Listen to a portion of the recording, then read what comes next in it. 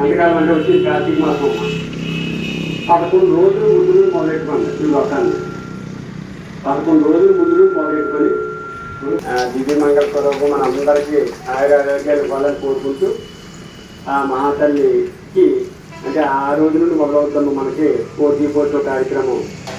కోటి దీపోత్సవం అంటే ఉదయం అర్చకం జరుగుద్దమ్మా.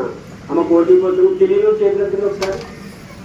అయ్యో చాలామంది తెలుసు, చాలామంది తెలియదు. ఓకే, అంటే కోటి దీపోత్సవం అంటే అమ్మ ఒక కొత్త కోటి అమ్మ. మన జీవితంలో ఎప్పుడైనా వెలిగిస్తామో లేదో తెలియదు, కానీ ఆ కోటి దీపాల యొక్క విశిష్టత చెప్తాను. ఇవాళ కొత్త గురించి చెప్పలేదు కాబట్టి నేను యొక్క విశిష్టత చెప్తాను. నేను కోటి దీపాలు మీకు ఇస్తామమ్మా. మీరు ఏం చేస్తారంటే మీ నట్టింట్లో అంటే ఎక్కడైతే పూజ గదిలో లేకపోతే నట్టింట్లో ఒక 3 కేజీలు నూనెతో కలుపుతారమ్మా. దాన్ని పోసి నానబెడతారు. నైట్ నానబెట్టినప్పుడు అది ఏం చేస్తుందంటేనమ్మా ఆ ఇంట్లో ఉన్న దోషాలన్నింటినీ పీల్చుకుంటుందమ్మా. దాన్ని ఏం తీసుకొచ్చి ఏం చేస్తామంటే స్వామి దగ్గర పెట్టి పూజ చేస్తామమ్మా. మళ్ళీ నోట్లో చేస్తాం మొత్తం అంతా. తర్వాత ఎవరైతే కుటుంబ సభ్యులు ఉన్నారో వాళ్ళందరి దగ్గర పెడతామమ్మా ఆ దీపాన్ని వెలిగించిన తర్వాత. అప్పుడు ఏమవుతుంది అనుకున్నారు, మీలో ఉన్న దోషాలు కూడా చాలా వరకు లాగేస్తామని. ఆ లాగేసిన ఒత్తిడి నీటిలో వదిలేస్తాం. వెలిగించినప్పుడు మన్నాడు మధ్యాహ్నం వరకు కాలుతుందన్నది.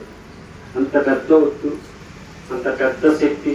స్వామివారు పెద్ద పెద్ద స్వాములు చేస్తుంటారమ్మా. చాతుర్మాస్య దీక్ష అని. అటువంటి దీక్షను సామాన్యమైన మనకి స్వామివారు అనుగ్రహించారమ్మా. అది దశమి నుండి వైకుంఠ ఏకాదశి వరకు 4 నెలలు జరుగుతుందమ్మా. ప్రతి శుక్రవారం సాయంకాలం జరుగుతుంది. 4 నెలలు కంటిన్యూగా శుక్రవారం సాయంకాలం కోటి దీపోత్సవం అలా జరుగుతూనే ఉంటుందమ్మా. అటువంటి దివ్యమైన దానిలో పాల్గొనడానికి ప్రయత్నం చేయండి. ఎంత అవుదమ్మా ఆ ఒత్తికి? ఎంత 400-500 అవుతుందమ్మా. ఒక 300 ఏమో బయట వాళ్ళు పంచి పెట్టడానికి ఒత్తులు అవుతాయి, 700 అవుతాయి. తర్వాత నూనెకి అన్నీ చూసుకుంటే ఒక 600-700 అవుతాయి, ఒక 1500 అవుతాయి. తర్వాత ప్రసాదానికి ఒక కుంచిన ఎంతో తీసుకుంటారు. అలాగా 2000 అవుతాము. అయితే ఒక్కలో పెట్టుకోలేని వాళ్ళు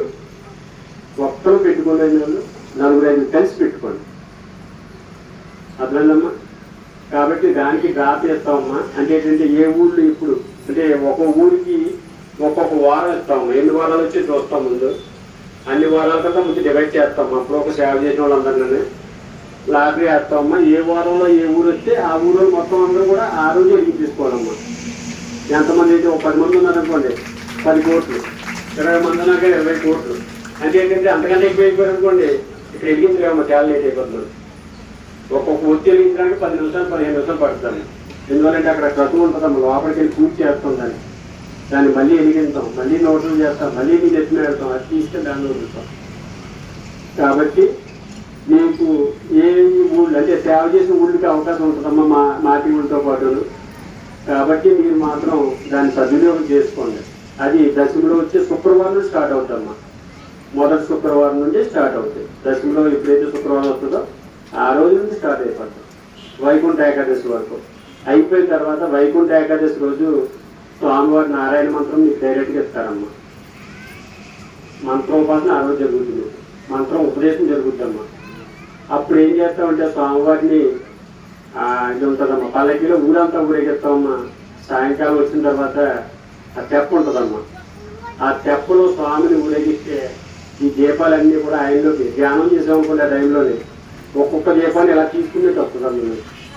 అలాగే ఎన్నోసార్లు ఎంతోమంది కనపడుతుంది. అంటే మీరు వదిలి 4 నెలల పెట్టి వదిలిన ఒత్తులైతే కూడా అది ఆయన స్వీకరించినట్టు వస్తుందమ్మా. ఆ రోజు టెక్నాలజీ ఊరేగించేది అంతా అద్భుతంగా ఉంటుందమ్మా అది. అయితే ఈ కార్యక్రమం ఇది నెక్స్ట్ ఏంటంటే 9 వారాలు కంపల్సరీ రావడానికి ట్రై చేయండి అమ్మా. కోటి దీపోత్సవాన్ని ఉదయం వచ్చినా పర్లేదు, రాకపోయినా పర్లేదు, కానీ మినిమం 9 వారాలు లెక్కేసుకోండి. 9 వారాలు వచ్చిన వాళ్ళకి పూర్ణపత్రం ఇస్తానని స్వామివారు చెప్పారమ్మా. 9 వారాలు తక్కువ అయితే మాత్రం మనం ఏం చేయలేం. అందువల్ల ఏంటంటే ఫస్ట్ వారం నుండి ఒక దీక్షగా తీసుకోండి మీరు అందరూ. 9 వారాలు సాయంకాలం మాత్రం కంపల్సరీ వచ్చేలా ప్లాన్ చేసుకోండి. అర్థమవుతమ్మా? అది విషయం. కాబట్టి ఆ దివ్యమైన కోడి దీపోత్సవ కార్యక్రమంలో పాల్గొనండి. ఎక్కడెక్కడో చూసుకుంటారు కోడి దీపోత్సవం, కానీ ఇక్కడ కోడి దీపోత్సవం ఏంటంటే పూర్తిగా మీ కర్మలన్నీ చేంజ్ చేసుకుని కోడి దీపోత్సవం పూర్తిగా. అంటే ఎంత అంటే ఆ దీపావళిలో చాలా మందికి చాలా జరిగాయమ్మా. పెళ్ళి అవ్వలేని పెళ్ళి అయిపోయారమ్మా, స్థిరాలు లేని స్థిరాలు అయిపోయారు, అప్పుల్లో ఉన్న బయటపడ్డారు. అన్ని విధాలుగా ఏ విధంగా చూసినా అందరూ సుఖంగా ఉన్నారు. కానీ స్వామివారి యొక్క కార్యక్రమం ఫుల్ స్టార్ట్ అవుతామా దర్శనం నుండి. కాబట్టి అందరూ దీనిలో పాల్గొనడానికి ప్రయత్నం చేయండి. ఒకవేళ అంత ఓర్తి లేకపోతే 10 మందో 5గురో 4గురో కలిసి ఒత్తు పెట్టుకోండి. ఎందువల్లంటే 5-4 కలిసేదనుకోండి, ఆ ఒత్తు ఎవరింట్లో పెట్టాలనేది డౌట్ వస్తుందమ్మా. అవదు కదమ్మా, దాదే పెద్ద ట్రబుల్. అప్పుడు ఏం చేస్తారంటే అక్కడ ఉన్న దేవాలయంలో పెట్టేసుకుంటారు. తప్పదు కదా మరి, అప్పుడు ఏం చేస్తారు మరి? అసలు దేవాలయం బాగుంటే అందరం బాగుంటాం కాబట్టి దేవాలయంలో పెట్టుకుంటారు కొంతమంది. కొంతమంది ఏం చేస్తారంటే కొంచెం ఎక్కువ వేసిన వాళ్ళు ఇంట్లో పెట్టుకుంటున్నారు. ఇలా జరుగుతుందమ్మా, చూసుకోండి దాన్ని బట్టి. అంటే ఏంటంటే ఇబ్బంది కాదు. అంటే ఏంటంటే ఒక మంచి అవకాశం మీకు ఇచ్చారు భగవంతుడు. నెక్స్ట్ ఏంటంటే మీరు